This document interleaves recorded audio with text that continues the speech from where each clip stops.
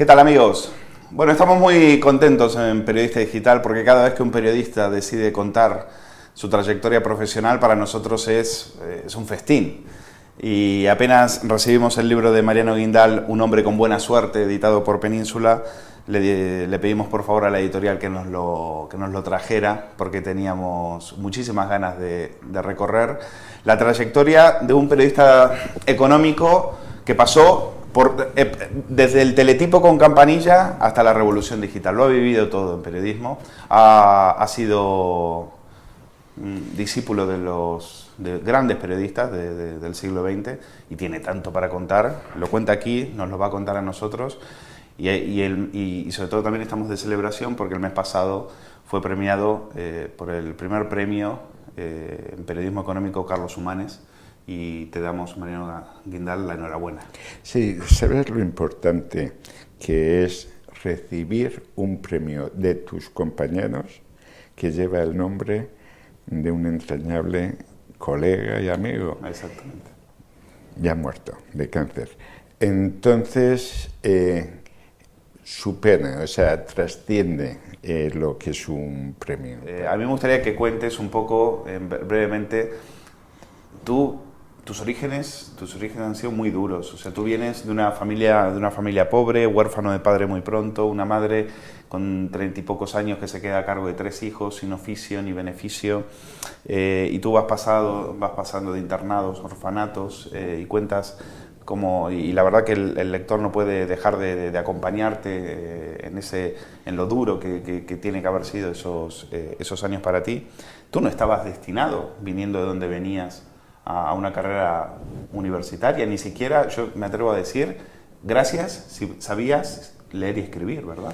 Bueno, en esa generación. En ¿no? esa generación, yo llegué a los 14 años, salgo del colegio de La Paloma, pues, eso sí, el catecismo me lo sabía de memoria. En los orfanatos eso es lo que te enseñaba, el catecismo y las 4 reglas. ¿Pero qué era lo duro de ahí? ¿Qué era lo más duro? El lidiar con los compañeros, la soledad, el no ver a los padres, ¿qué era lo más duro? Yo me quedé huérfano con 18 meses. Mi padre se cae de un andamio y se mata. Mi madre, con 32 años, se queda con 3 criaturas. Vivíamos en una chabola, en una casita, el Querol, en los arrabales de Madrid, cerca del pueblo de Hortaleza. Y como tenía que salir adelante, fregando escaleras, ¿no?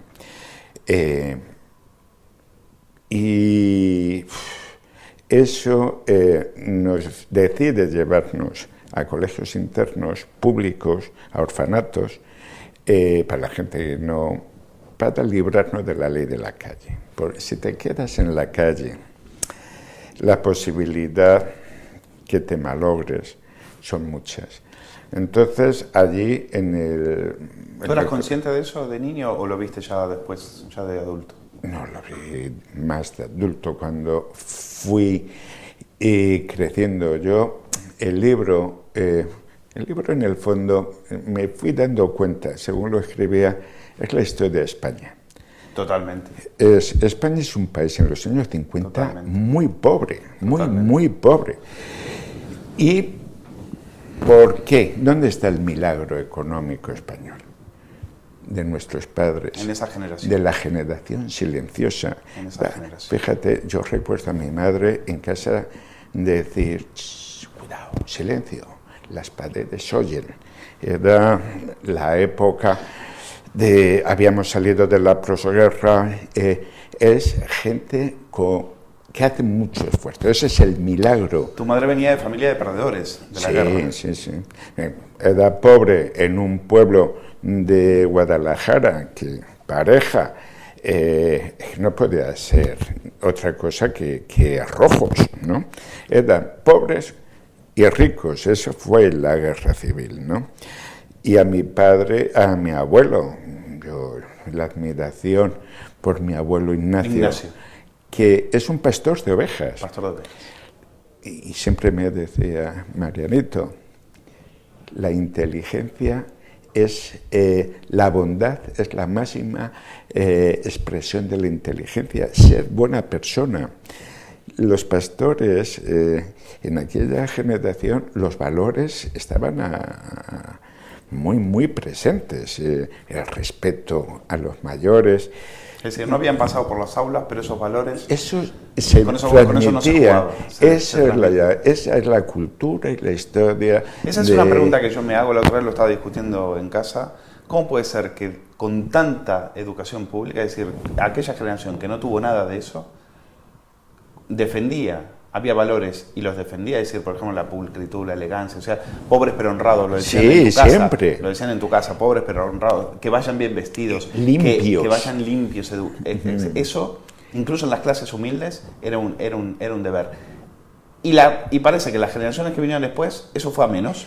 El respeto, ha sido el respeto que se ha ido diluyendo, pero el respeto que se comía en casa del abuelo, se ponía el puchero en el centro y cada uno comía de su parte, no entrabas a por la tajada que estaba, no se empezaba hasta que el padre de familia empezaba a tal, o sea, hoy eso, Mariano, sería visto como una imposición del heteropatriarcado. Sí.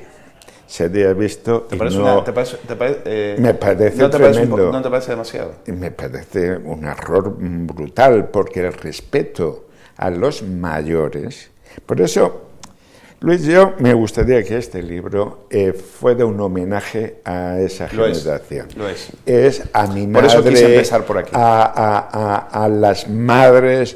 Incluso eres crítico con esa generación, porque tú dices, a mí me encantó esa parte en la cual describes, porque otro hubiera pasado por delante, pero tú que eres de detalles, ya entraremos en eso, dices, tu padre y su generación, los suyos, iban a trabajar, se emborrachaban en los bares, algunos maltrataban a sus mujeres, al otro día se levantaban. Sí. Es decir, tú no eres, no es que lo estás ensalzando, les ves con sus virtudes y sus defectos. Es que es las circunstancias. Mira, mi padre nace en un pueblo perdido en las montañas, Torronteras, de Guadalajara.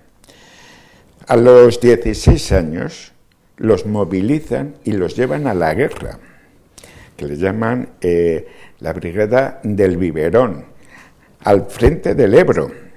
Entonces era un pueblo que cuando venía un coche se ocultaban, cerraban las ventanas porque les daba miedo, y a esos chavales los llevan a dar tiros al frente.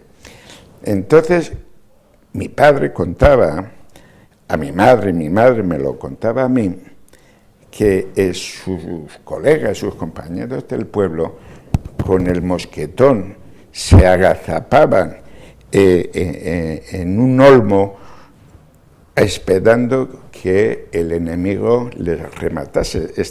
Estaban agarrotados, muertos de miedo. Ese hombre se encuentra a su novia después de la guerra. Tiene que volver a hacer el servicio militar durante 4 años porque no había hombres.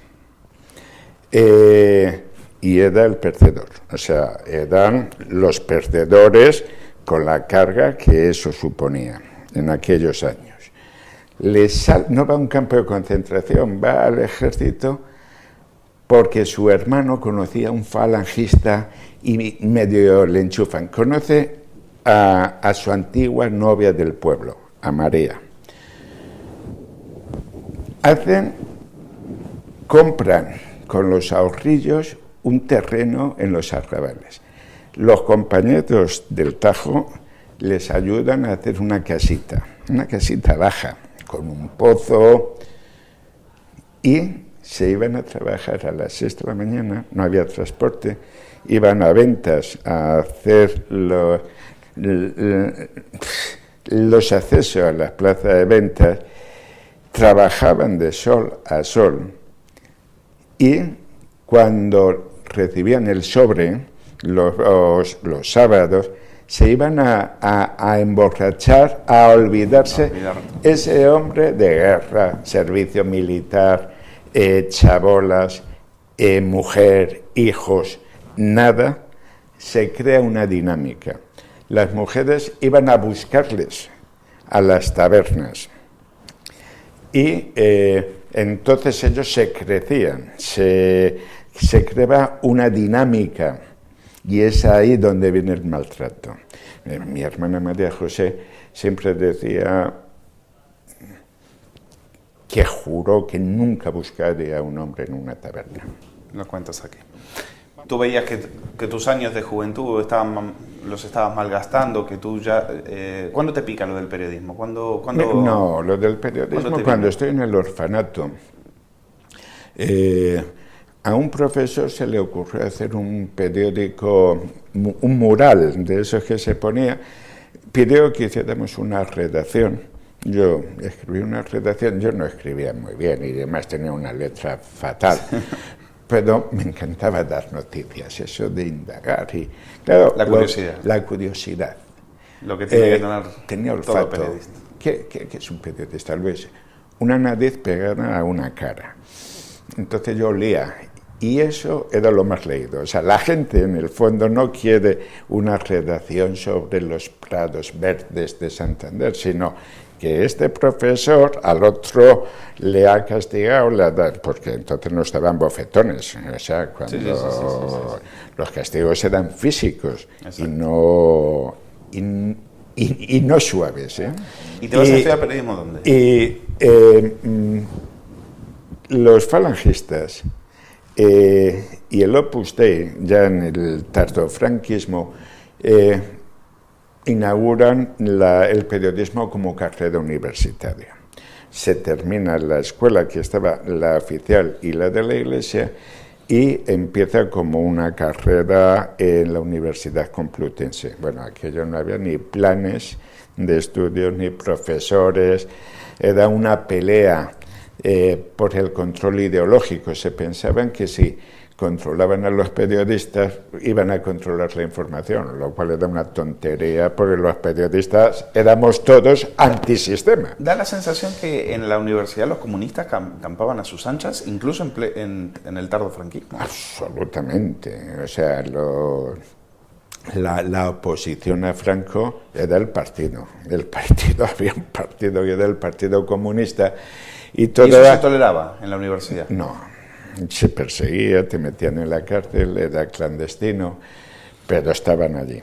¿Tú simpatizabas con esa imagen idealista que había sí, del Che, la Cuba revolucionaria, el comunismo y demás, pero conoces en la universidad a un profesor que es falangista? Sí. Y tú dices, oye, pero este tío puede ser falangista, pero puede ser buena persona. Eso es uno. Yo siempre digo que Carlos Campoy. Sí, háblame de Carlos Campoy. Te digo una cosa. Yo era marxista-leninista. Marxista por los hermanos Marx y leninista por John Lennon, que en el fondo ha sido lo que ha quedado, porque todos los demás... Tú eras muy rockero, ¿eh? Sí, yo era un rebelde del pop. Muy rockero, en mi barrio no estaba el Partido Comunista. El Partido Comunista estaba en la universidad. En los barrios, los jóvenes nos gustaba el pop, esa revolución que nos había llevado a todos los jóvenes. Bueno, pues Carlos Campoy, yo salgo en primero de periodismo a buscar trabajo. Digo, bueno, pues voy a buscar trabajo, aunque sea como repartidor de periódicos. Yo quiero ser periodista. ¿Por qué? Porque no sé hacer otra cosa. Lo que mejor hago es esto. Y él me dio una tarjeta. Y dice, oye, pues ya que vas ahí, vete a visitar a Manu Leguineche, que es un loco, que ha hecho una agencia, la agencia de Colpisa. Yo voy a verle, le entrego la tarjeta, me dice, no hay trabajo para ti, pero te recibo en consideración de esta persona, que ha sido mi redactor jefe en el norte de Castilla, y aunque sea falangista, es muy buen periodista y muy buena persona. ¿Cuánto quieres ganar? Dije, 800 pesetas, que es lo que gana la señora de la limpieza, y hago lo que sea, barro, hago noticias, lo que quiera. Y dice, quedas contratado. Porque el periodismo, me dijo Manu Leguineche, es humildad, sobre todo es humildad. Cuando vienen diciéndome que quieren ser editorialistas, corresponsales, simplemente les digo que se vayan, que aquí no podemos darle eso. Y Carlos Campoy, ahí se me presenta un dilema.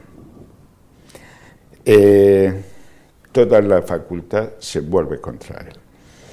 En clase, todos ahí como... Le reventaban las clases. Reventaban. Pero tú te quedabas ahí con él. Y a pesar de que no coincidías políticamente con él, decías por lealtad a la persona.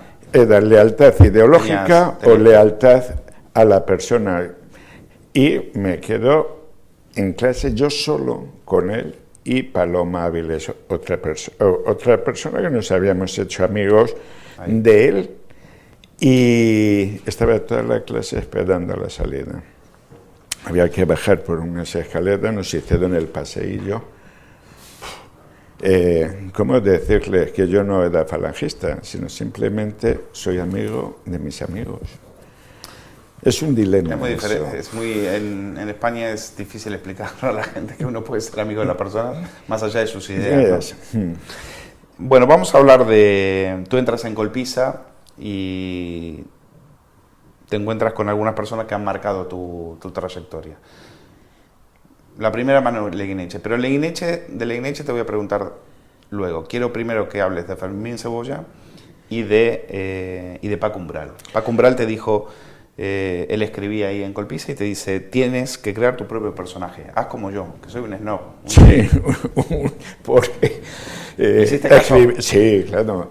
Me coge la guía telefónica y dice, Mariano Garrido, a ver cuánto Garrido es verdad, claro, te cambió el nombre. Dice, claro. Pero si hay 100 páginas de Garrido, hasta mi mujer se llama Garrido. Mira. Mira el segundo, claro. Guindal. Dice, mira, no hay ninguno en la guía telefónica. Sí, dice, pues Mariano Guindal. Dice, bueno, tu padre se va a cabrear, pero digo, no, soy huérfano. Y dice, pues dile que te has cambiado de apellido por hacerle un honor a ella. Digo, y además es verdad. Él también lo había hecho. Sí, él de Paco Umbral él era hijo de la carne. Claro. De una madre soltera, me decía, como si los demás fueran hijos del plástico. Pero no, él lo pasa muy mal, está muy acomplejado por ser hijo de soltera. Exactamente.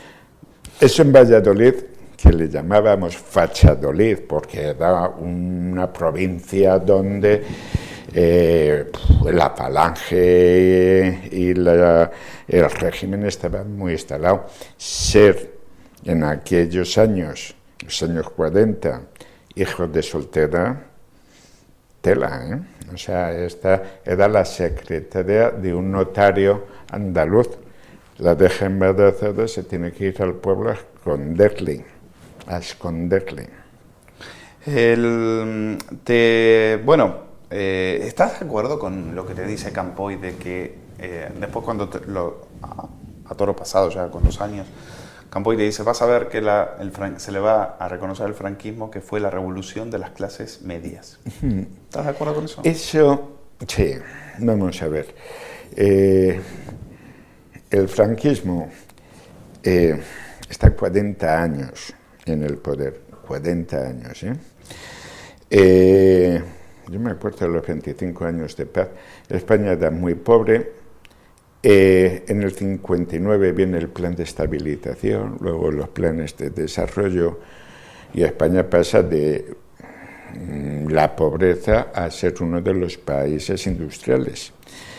uno de los grandes países industriales. Entonces, años 60, ¿no? Años 60, a partir de los años 60, a partir del 59, sí, que es cuando todo eso. El clic, y hay cambio, una clase, hay una clase media evidente que era la de tenía el sasistiento, mi propia familia, sí, ¿no? a tener una casa, bueno, una quimera, y teníamos televisión y bueno, aquello, un pisito, nos permiten prosperar.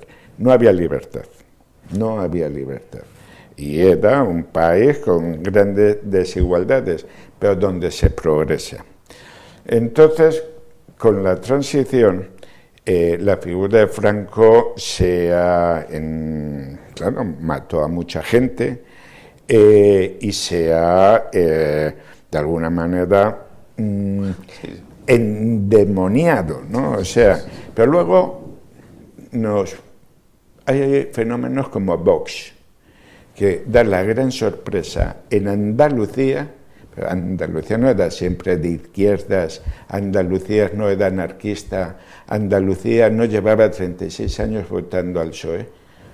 Esos 400.000 andaluces que votan a un partido que se identifica con Franco, con ese pasado, es que estaba ahí. De alguna manera eso responde...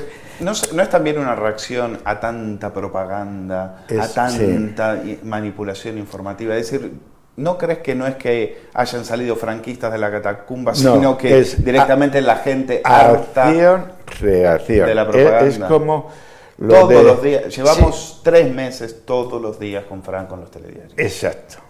Y para la gente, para las clases medias, me decía una amiga, dice, a mí me da lo mismo que los restos del Franco. A la mayoría. Se quede ahí, que lo tiren por el desagüe, porque no se crea un problema donde no lo hay. Con los problemas que hay. Entonces, Franco forma parte de la historia. Y Franco se murió en la cama, con el ejército intacto, con el poder judicial intacto, con la policía intacto.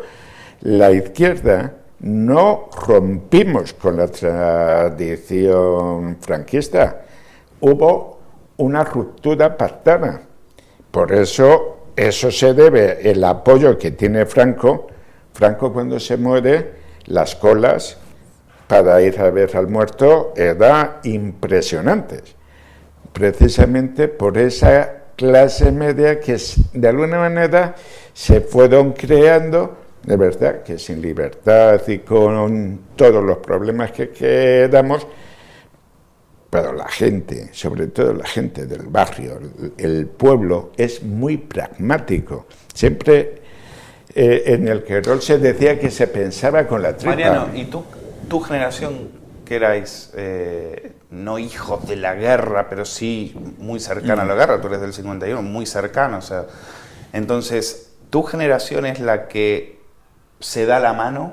Eso es lo más importante. ¿Tu generación es la que dice no las podemos dos seguir matándonos Españas entre nosotros? Se acabó. La gran aportación de la transición, de la podría salir a pegar, digamos, a ti, podría decir a tu madre la humillaron en el franquismo, pues ahora, a tu padre lo mandaron al frente con 16 años, tú sí tenías motivos. Fíjate que ha habido gente... Tú sí tenías motivos para la gente, a gritar eso. Un diputado que fue portavoz del PP, como Martín Pujalte o Luis de Guindos, que está ahora en el Banco Central, leen el libro y me dice, lo más sorprendente es que no hay ni un gramo de rencor, o sea, cuentas las cosas como tú has leído el libro. En el libro no, es que no aparece rencor, porque realmente yo soy un hombre con suerte, o sea, te lo trabajas, he sabido gestionar mi mala suerte. Esa es la clave. Pero vamos a hablar de tu mala suerte, porque hubo algunas exclusivas que las pudiste haber dado y no las diste. Sí. Vamos a ver, atentado de Carrera Blanco. Tú eres un chavalito, te mandan ahí, hay una explosión de gas, supuestamente. De gas. Me llama mi redactor jefe, pero Fermín Cebolla. como eres muy inquieto, empiezas a preguntar, hablas con un cura, que es el que te cuenta todo.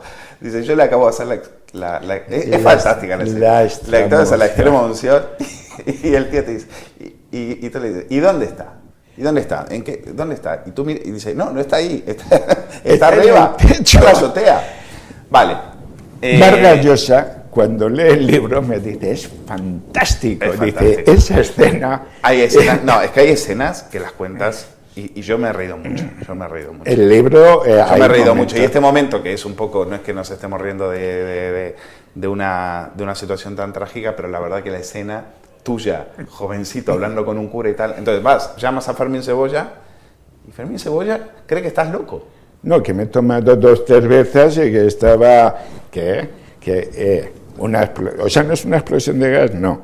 Es una... Porque cuando me dice, es que han matado al presidente del gobierno, yo le digo al padre Bernard, a Franco. Dice, no, a Carrero, yo ni me había enterado. Que para mí todo era Franco. Hacía 6 meses que a Carrero Blanco le habían hecho presidente del gobierno, pero allí quien mandaba era Franco, ¿no? ¿Tú creías que era Franco? Era Franco.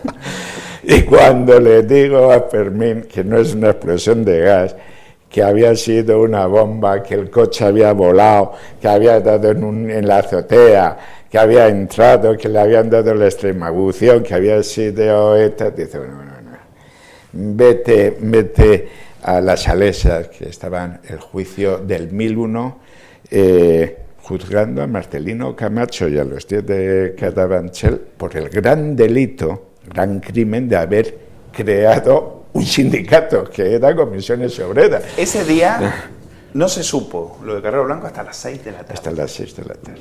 Es increíble. Nosotros, la información Fermín, estaba... no lo cuentas, ¿qué pasó después? Fermín Cebolla tiene que haberse... Fermín nunca no tiene te reconoce, pero luego te dice, qué buen periodista eres. ¿Sí? ¿Te llegó a... Sí, con Manu también he tenido de esa. Hay que entender el contexto. Tú, redactor jefe, en plena dictadura, al final de la dictadura, un becario de primero de bachiller, de carrera, te llama y te dice que el presidente ha volado y tal, ¿tú qué le dices? Claro. Oye, y además, los únicos que podían dar información era la agencia oficial, la radio oficial, Radio Nacional de España. Había solo una televisión, la información estaba absolutamente controlada. Una agencia como Colpisa... ¿Tú crees que esa información igual no hubiera salido? No hubiera salido. No hubiera salido por una sencilla razón. El control informativo, la censura, era muy fuerte. Pero lo que me dio rabia, lo que me hizo llorar, es que no me creyesen. Luego me fui a... Hay una anécdota porque me voy a las Salesas, estaba los guerrilleros de Cristo Rey, Mariano Sánchez Covisa, y estaban en el juicio, y el abogado Marcelino Camacho, que era Jaime Sartorius, le quiere comunicar que han matado a Carrero Blanco, sí. Y le hace así, que quería decirle, han matado al Cejas, pero ellos lo que interpreta es, os van a matar, os van a fusilar. Y entonces se pone muy nervioso, hay un revuelo, los de fuera, los guerrilleros, la extrema derecha, quieren asaltar el Palacio de Justicia para lincharlos, y hay un gran policía, porque siempre hay buena gente en todas las partes. Los cogen, los meten en un furgón, se los llevan a la cárcel, que es donde más seguros están.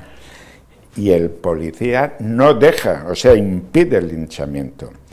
Eso... Claro, porque en teoría eran los culpables, los potenciales culpables, claro, del asesino.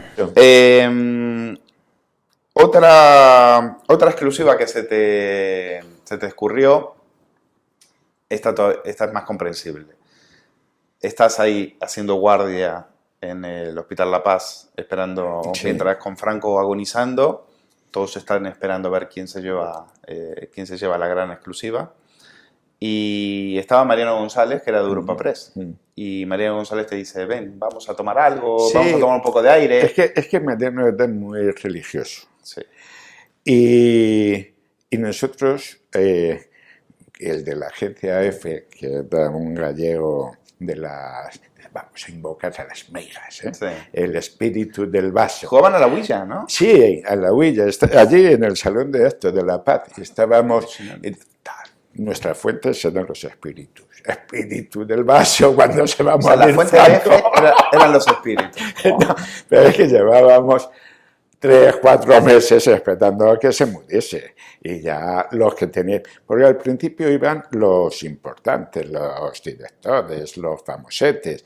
Pero según pasaba el tiempo nos quedamos los periodistas de a pie, ¿no? ¿Qué hubiera pasado? ¿Tú crees que si hubiera salido a tomar el aire con Mariano González, que es el momento en que Mariano González ve entrar a un alto al jefe dirigente de la Casa Real, la con casa. gafas oscuras, y se le veía que estaba muy Mariano se da cuenta compungido. de que algo ha pasado. Sí, y sube en No, el ascensor. no dice que Franco ha muerto. No, ha Llama. subido al segundo piso, Llama. que es donde estaba Franco. Llama, se da cuenta de que algo está pasando. Llama a su redactor jefe. Llama a Marcelino. Y le dice, he visto esto. y el que realmente lo confirma es Armero. Sí, Armedo. Que El yo redactor pensaba- jefe es que Armedo es íntimo del príncipe Juan Carlos. Yo y pensé- llama al príncipe y lo confirma a Armedo. Por eso Europa Press lo da. Yo pensaba que era Peñaranda, el del CECIT, con el que hablaba Armero. Puede ser. Puede Puede ser. Peñaranda llegó a decir que sí, efectivamente era él el que quien le le había confirmó que había... Puede que ser. había estado. Puede Pero ser. que fue así, fue así. Fue así. O sea, González no llama diciendo Franco ha muerto. Ha pasado esto. Claro. Es la agencia la que confirma. El redactor jefe. La que confirma. Si yo hubiera salido con Mariano y lo hubiera ¿Tú visto... lo hubieras visto? Lo hubiera visto igual que Sí. él. Pero yo no lo hubiera podido dar. Claro. Porque No tenía ¿quién la da? conexión con... Lo importante era confirmarlo. Confirmar. Y a la madrugada. En Porque la ese teletipo madrugada. sale a las Sí, 4 sí, de la a las mañana. 4 de la mañana. Y estábamos... Además, ya estaba escrito. Franco ha muerto, campanillas. Franco ha muerto, campanillas. Franco ha muerto. Las campanillas para despertar, para decir a los redactores, jefes, que esto es importante. Y nosotros seguíamos con el espíritu del vaso mientras se corta la emisión y Radio Nacional empieza a poner música clásica. Y bueno, según Europa Press, Franco ha muerto. Bueno, miramos a nuestros compañeros y digo, bueno, pero ¿de dónde se ha sacado la noticia? Y él, para defenderse, dice, yo no he sido, yo no he dicho, Marcelino está loco. Llama a la redacción, yo no he dicho que se haya muerto. Claro. Y le dice, Tú tranquilo. tú tranquilo. Tú tranquilo. Ahí estaba también María Antonia Iglesias, ¿no? Sí. Que era, no sé si era militante del Partido Comunista o Sí, cercana. sí, Bueno, muy cercana a muy Carrillo. militante, Muy del Partido Comunista. Trabajaba en informaciones y era Y una mujer con muchísima personalidad, era una militante muy conocida. Y ahí en un dentro bar del periodismo. les invita a en llamar a la todos. cafetería. En la cafetería. De Y La grita Paz. viva el rey. Entonces, cuando los guardaespaldas, que no te lo vas a creer, los guardaespaldas y nosotros contábamos los chistes de Franco, que eran los memes, porque la vida es mucho más flexible de lo que puede, luego como se Cuentas el escribe. chiste de un policía.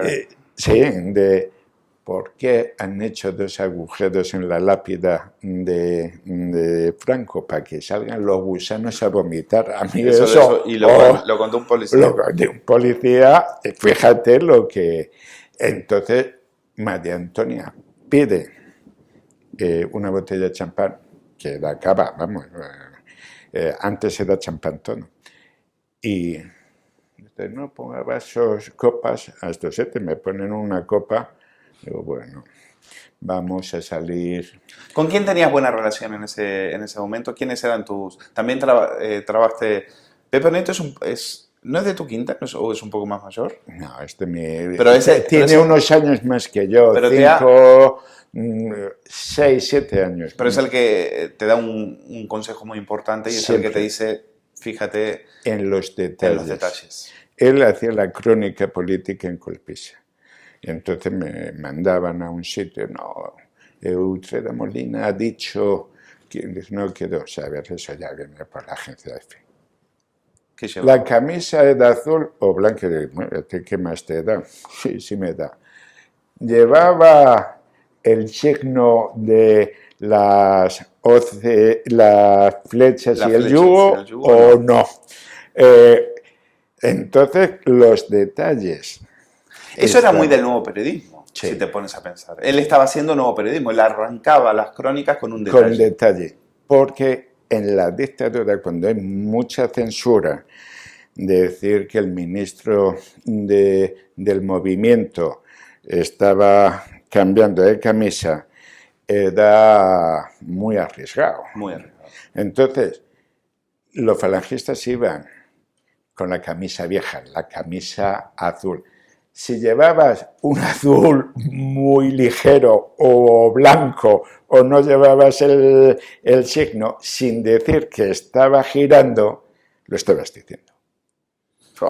Había que leer Había que leer mucho. Bueno, dejas bien a Suárez, tenía en cuenta que todos tenían una impresión de que era un ignorante, de que no leía, de que iba salto de mata, pero tú, que viajaste con él en un viaje a Arabia Saudí, al final la conclusión que sacas es que era mucho más inteligente de lo que parecía. Sí, bueno, hay en periodismo una práctica, que es el off the record. Cuando alguien dice a un grupo de periodistas off the record, es para que no se publique, pero para que se sepa. Chorrea. Si alguien no quiere que se sepa una cosa, simplemente no lo dice. Entonces, él comenta que le pregunta a Pepe Neto que si piensa dimitir por el enfrentamiento con el rey. Le dice, ¿dimitir yo? Yo tengo los votos, yo represento la soberanía popular, lo cual no pueden decirlo los otros. Eso era toda una declaración de guerra y ese es el origen del golpe de Estado que luego va a venir, el 23F. Te voy a preguntar por el papel del rey porque tú dices que el rey tuvo mucho que ver en el 23F, por lo menos en todas las conspiraciones previas, que el rey jugó un papel importante. Consciente o inconsciente, pero sí. Vamos a ver. El rey se enfrenta con Adolfo Suárez. Él, cuando pone... Lo cuentas fantásticamente. Déjame decirte que eso es muy interesante, cómo haces el relato, porque también es un relato político, no es tu relato, es un relato de hechos, de cómo eso se fue dando, y me parece interesantísimo. Y tú dices que el rey estaba harto de Suárez. Estaba absolutamente harto. Le había puesto él. Y el rey no entendía que le pone, pero que luego le votan. Y que tenía la legitimidad y la soberanía popular, que él era un rey, o sea, que parlamentario. Ya no le podía controlar. Ya no le podía controlar. Pero el país iba de mal en peor. Quiero preguntarte por algo anterior que es muy importante, y es lo de la matanza de Atocha. Porque tú ahí tuviste quizás tu mayor pelotera es con Leguineche, por ese tema, ¿no? Sí. O sea, tú le llevas a Leguineche una información y le dices, lo de la matanza de Atocha tiene que ver con las huelgas. Con la huelga en el transporte periférico en Madrid, controlada por gente cercana o afiliada a la Falange, del sindicato vertical. Ahora te voy a pedir que me lo expliques porque, claro, en ese momento había la idea de que aquello era una operación a la sombra, una conspiración de los servicios secretos para poder legalizar para que se legaliza el Partido Comunista. Es decir, vista esa masacre, vista lo bien que se comportó el Partido Comunista ante esa tragedia, me decían esa es la lectura legitimación. que hace y que lo explica la extrema derecha. El Partido Comunista le interpreta que son los sectores ultras del régimen los que organizan con la Operación Gladio, que era una operación que se había creado tras la Segunda Guerra Mundial para desestabilizar el sistema democrático que se estaba creando y volver a llevar al ejército al poder. Se junta esas dos cosas. Entonces, ¿qué fue lo que descubres tú? ¿Qué descubres? ¿Que no había tanta corrupción? Que eso... No, yo estaba haciendo la información laboral. En aquellos años, información laboral era sucesos, porque estaban prohibidas las huelgas. Entonces, quien llevaba esa huelga era clandestinamente Comisiones Obreras. Comisiones Obreras tenía despachos de abogados laboralistas que eran legales, que defendían a los trabajadores. Detrás de esos despachos estaba Comisiones Obreras y el Partido Comunista. Entonces la huelga se había enquistado y había un dirigente que era Navarro. Y entonces... ¿Navarro apellido o Navarro de Navarra? No, Navarro de apellido. Entonces yo estoy siguiendo esa huelga. Cuando es el asesinato, para mí es un pacto brutal, porque yo vivía al lado, en una guardilla al lado de Tirso Molina. Y llego allá a los 5 minutos, cuando me llaman de la gente del partido, que ha habido esta matanza, y los periodistas tienen que estar allí para certificar lo que estaba pasando.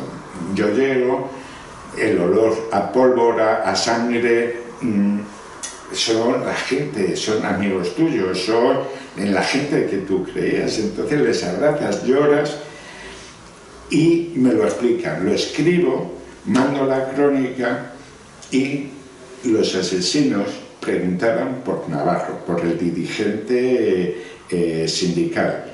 Y estaban reunidos para tratar de la huelga de transportes periféricos. Entonces Navarro se había ido por una casualidad antes. Entonces cuando llegan los asesinos no le encuentran. ¿Tú crees que es verdad eso de que a uno se le escapó un tiro y los otros siguieron? Esa es la explicación que ellos dan, que cuando están allí disparan y luego no tienen que dejar testigos. Ahora los tirotean en forma de aspa, los ponen contra la pared.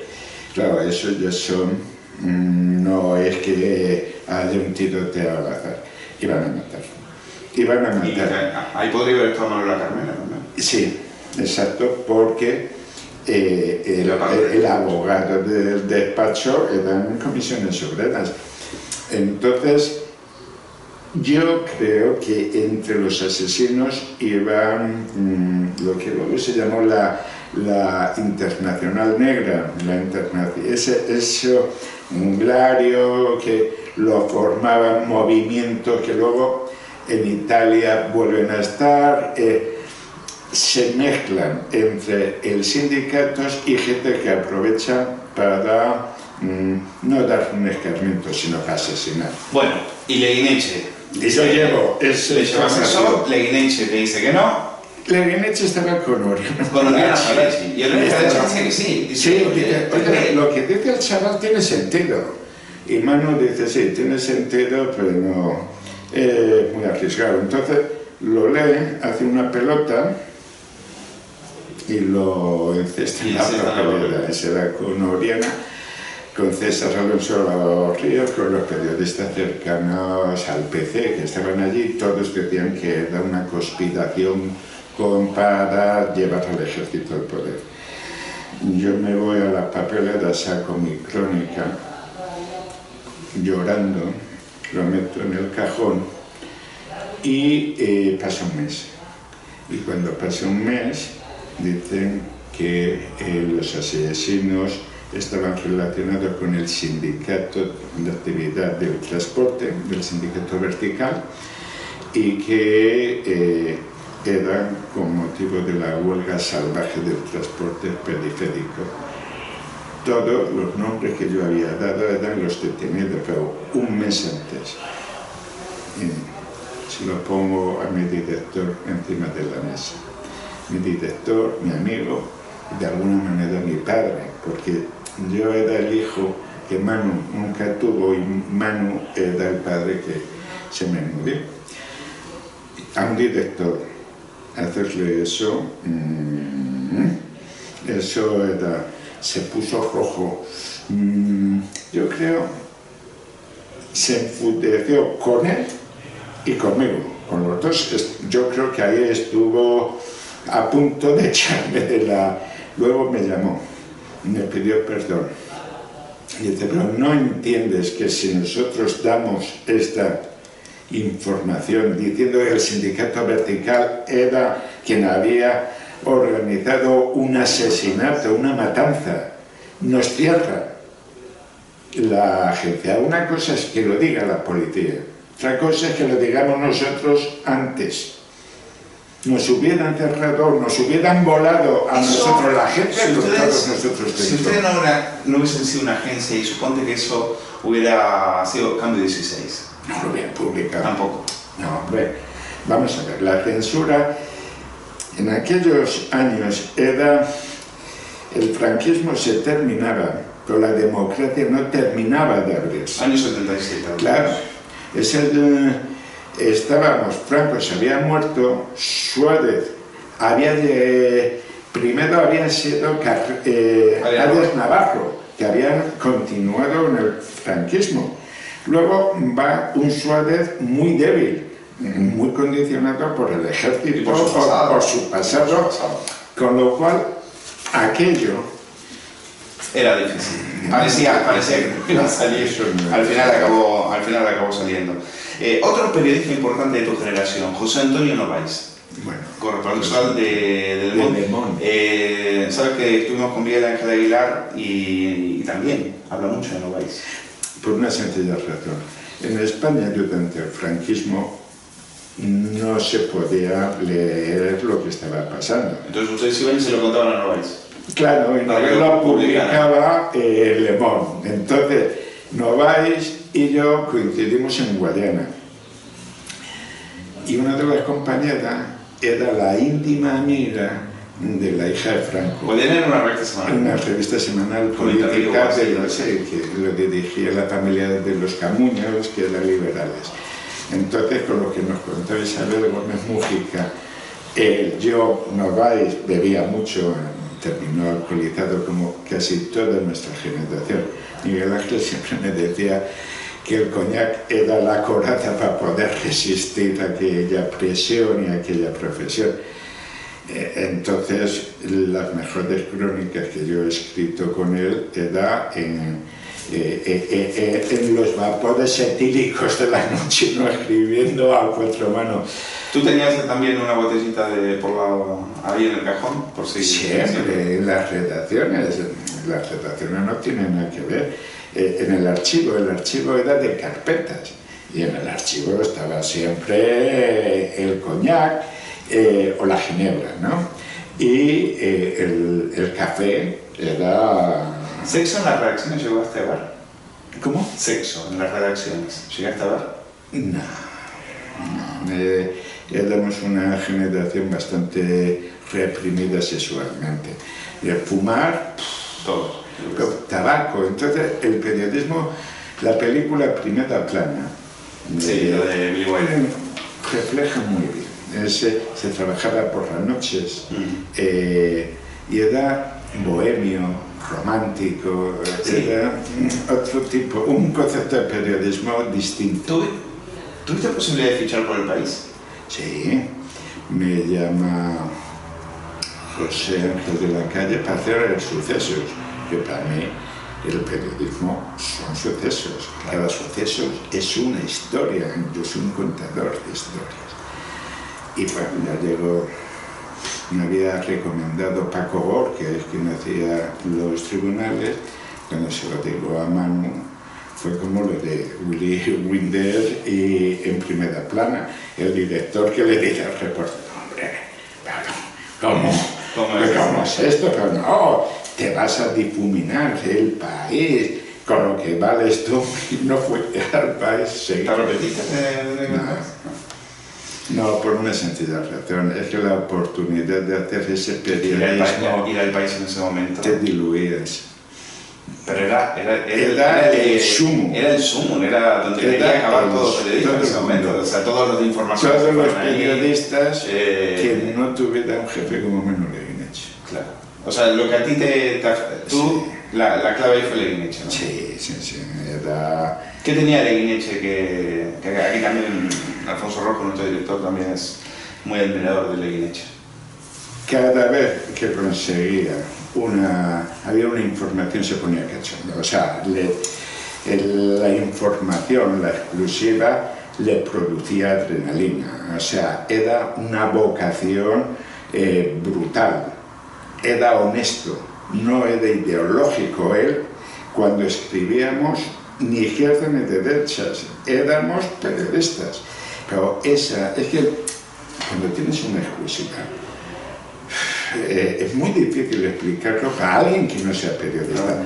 Yo, cuando le pregunto a Miguel Boyer qué pasa con Jumasa, me dice que como no me dé las auditorías, le mando a los expertos del Banco Español. Salí corriendo, porque un reportero es salir a la calle, coger la información y salir corriendo a reportar. Se lo cuento a Manu se sienta en el teletipo, yo se lo iba dictando y él lo iba aplicando. Eso no era normal, porque un director, eso lo hacía, eso en realidad lo hace un telepista. Un telepista, pero además, no el director, para grandes cosas. Pero él entendía que eso era una gran cosa y ponía las campanillas y que llevarlo. O sea, esa tensión, ese amor por la profesión, ese gusto por la noticia, bueno, eso es lo que nos encandilaba. Eso, y cuando habíamos roto, te daban un golpe en la espalda, vámonos a cenar. Antes... Y también te cubren las espaldas cuando la cagas, ¿no? Sí. Los cabreos se dan cuando la cagas. Yo cuento más errores que aciertos en el libro. Entonces... Hubo uno, el de la boda de Lolita Flores. Sí, que fue... De un periodista hay que tener en cuenta el contexto. Hacíamos crónicas de Medina. Tú estabas en un partido de fútbol y tienes que cerrar, y el periódico tiene que cerrar a las 11 de la noche o a las 7. Muy arriesgado, o sea, era muy arriesgado. Esa periodista que mandáis vosotros ahí a Sevilla, ¿no? Sí, no sé. Se quería de... Y escucha la radio y atrás. Y entonces hace una crónica, eso, como tú dices, de madera, o sea, fue una boda en la intimidad. Sí. Es la gente crónica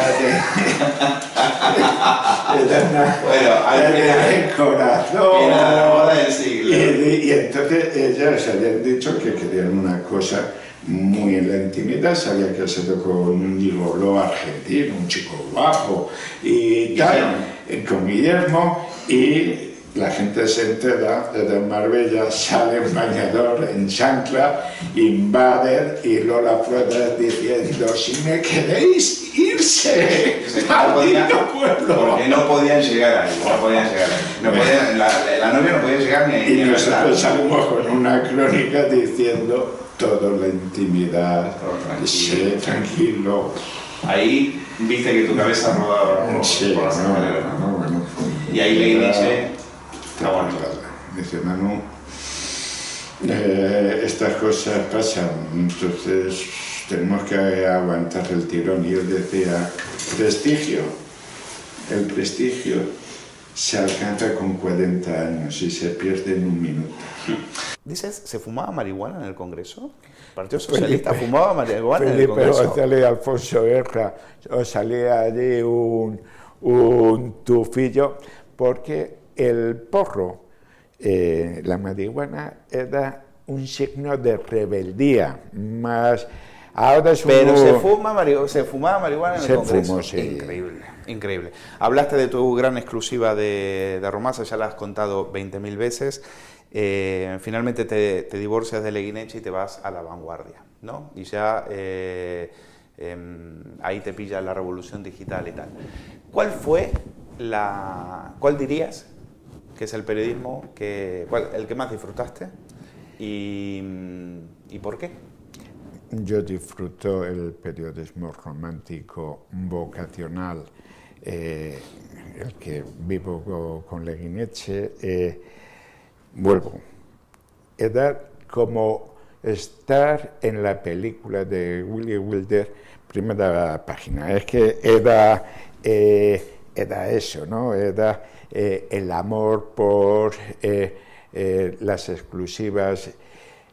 Y en La Vanguardia ya es un periódico muy grande. Sin bohemia, ¿no? Ya se acabó la bohemia. Se acabó la bohemia, es un periodismo más formal, más serio. Trabajo con Juan Tapia, que es un gran director. No es Manu, que es un reportero de guerra. Tapia es un analista político. Claro. Y ahí empieza mi historia de amor. El libro es una historia de amor. No, hemos hablado de Mar, que es una de las grandes protagonistas, tus hijos. Y trabajamos allí a cuatro manos. Nos dejan trabajar a los dos juntos, formando equipo, y buscamos las exclusivas y nos convertimos en un punto de referencia en La Vanguardia. Pues vamos a dejarlo aquí. El resto está escrito aquí en este libro. Mariano Guindal, un hombre con buena suerte, memorias apasionadas de un reportero.